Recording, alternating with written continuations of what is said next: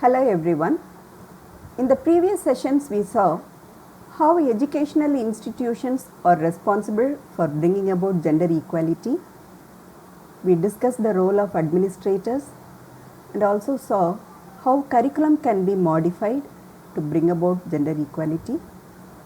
In this session we will see the role played by teachers in bringing about a gender sensitive classroom.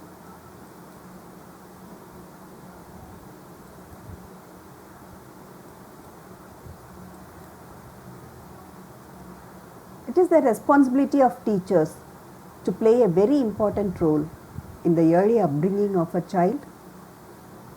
The teacher's very thoughts and ideas and beliefs can change the thought process of young children.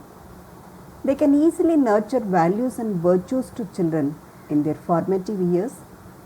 And as educators, the teachers hold the power and professional responsibility to shape an inclusive and supportive environment for all students to learn without any fear. Teachers can be considered agents of change in this aspect.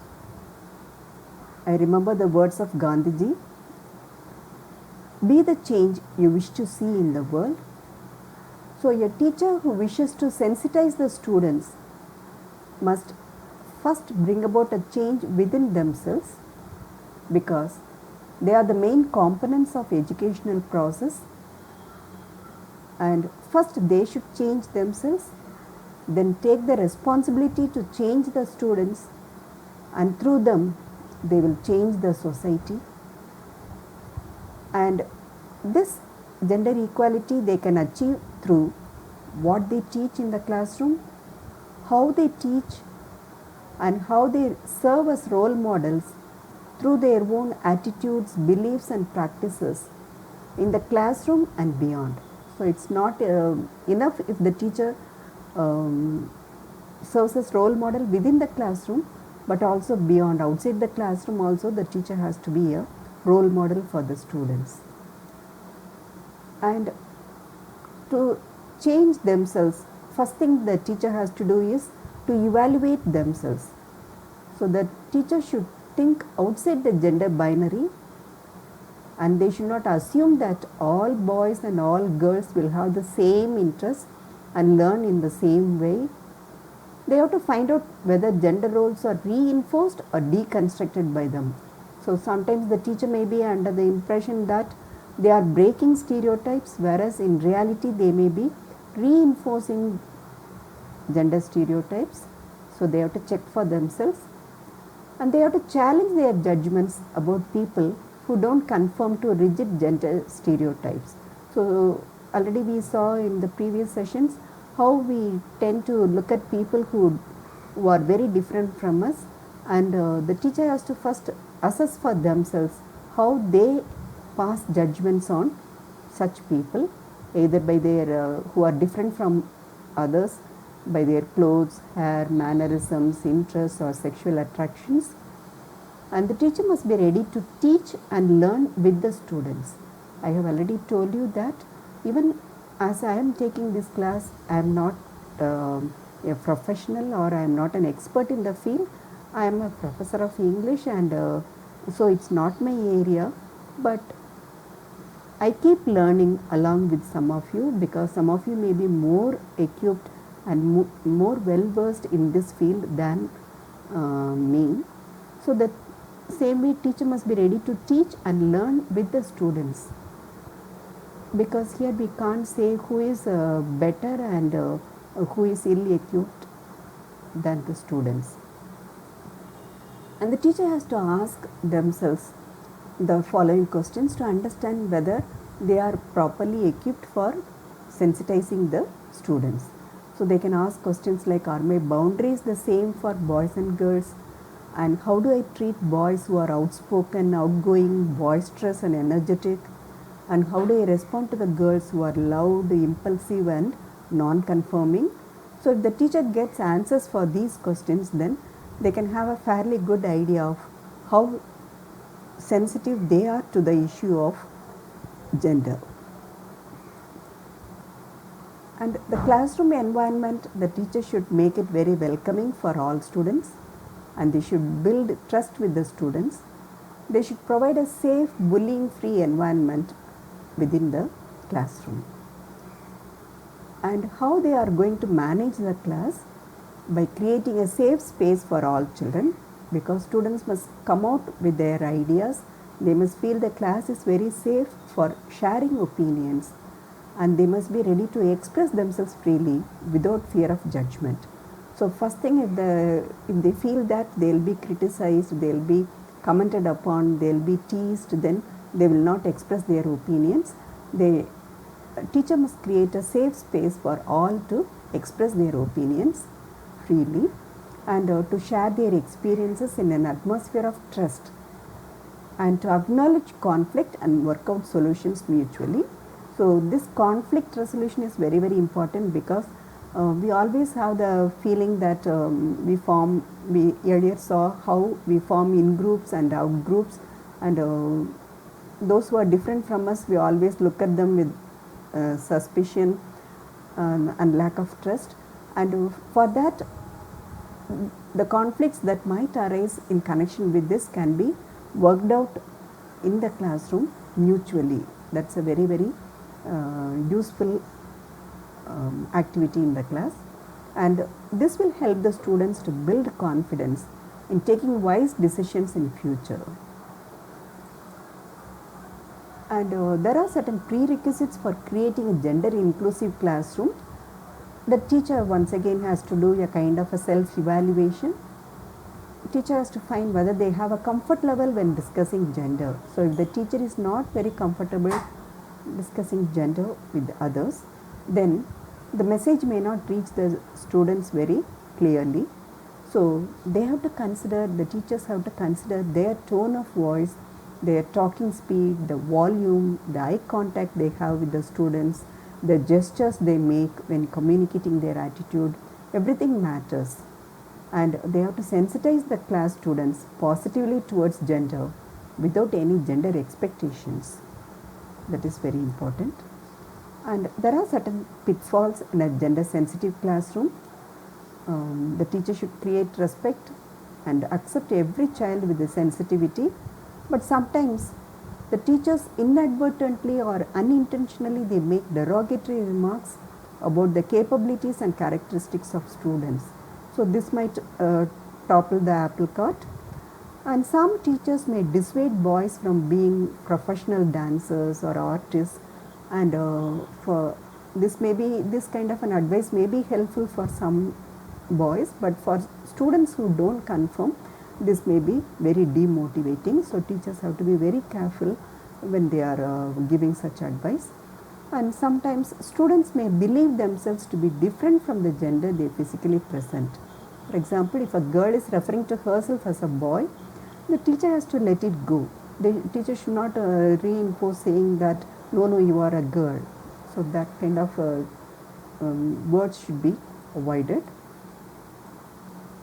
And grouping.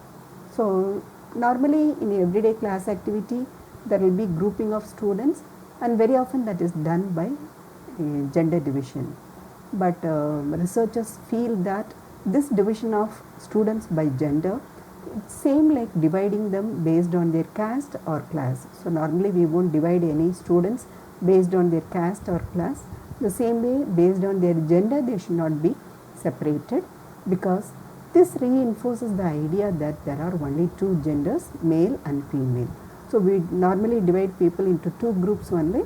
So this is almost like reinforcing the gender identity as male and female alone. Some students may be put in an awkward situation when such a division happens, and they may be forced into the wrong group. So it's better the teacher creates mixed gender groups and teams. Another thing is the language. Already we saw that how gender neutral language should be used in the classroom, and the class can be addressed by the teacher in non-gendered ways, like instead of addressing as boys and girls, she can say students or children, like that. and they should not use phrases like boys will be boys and don't cry like a girl. Such kind of phrases should be avoided in the classroom, and they can consider using the word mix instead of Mr., Miss, Mrs. and all those things. And a gender inclusive teacher, how should they be? So these teachers should respect gender diversity not only among students and other staff, even among parents and community. They must be able to respect gender diversity. They should treat everyone with dignity, and they should not make any assumptions about another person's gender. That is very important. And a gender inclusive teacher should continue to educate themselves about gender issues. They have to attend events, workshops, training programs related to LGBTQ rights and issues. And they should motivate students by affirming their identities and capabilities. They should be an advocate for transgender and gender non-conforming students to their school board. So they must be ready to advocate or support them to the school board also. And how to create a support system, and especially for the LGBTQ. So these are various colors we are using that indicates the pride group, the LGBTQIA group. And the teacher should let students be whoever they want to be. And the teacher should ensure unbiased participation of all students in the learning process. The teacher should promote the concept that no matter what gender we are all interested in our hopes and dreams, and so we need to treat each other with respect and dignity. And we have to equip especially the transgender students to protect themselves from gender-based bullying and harassment. And they should impart them also skills of resiliency. Resiliency is how quickly we bounce back to normalcy after some negative experience. So transgender students might face many negative experiences in their lifetime, and the teacher must teach them the skills of bouncing back to normalcy at the earliest, and how to face the problems they might come across. And for this, the teacher should be a proactive teacher. They must be ready to take action immediately. They should challenge gender stereotypes, attitudes and actions among the students.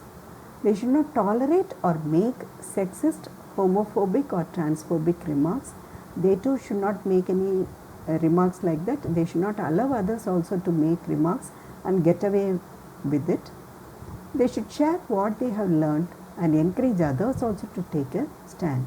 So teacher has that responsibility not only to sensitize themselves and also to sensitize others regarding that. And they should show their support whenever the support is needed for other gender people. They must be ready to show their support, and they must learn from their mistakes and keep growing. It's not that we may not commit mistakes when we sensitize others. They have to learn from their mistakes and they have to keep growing. That is important. And parents' communication is very, very important, because what happens, as given here, what happens in school depends on what happens at home. So it is very important that the teachers build trust with parents for the safety and inclusion of gender non-conforming and transgender students in school. And the families, let the families know what is being discussed at school and how. So maybe even as this class we have this class, you can tell your parents as to what we are discussing in this gender sensitization class. Maybe some parents may be curious to know what exactly we are imparting, what we are discussing. They can be shared with what is being discussed in the school and in the classroom. And the teachers can provide information on how parents can approach gender related topics with children at home. So some parents may be very embarrassed, and some parents may not feel like discussing gender issues with children. So teachers can provide some information or tips on how the parents can impart such education to children.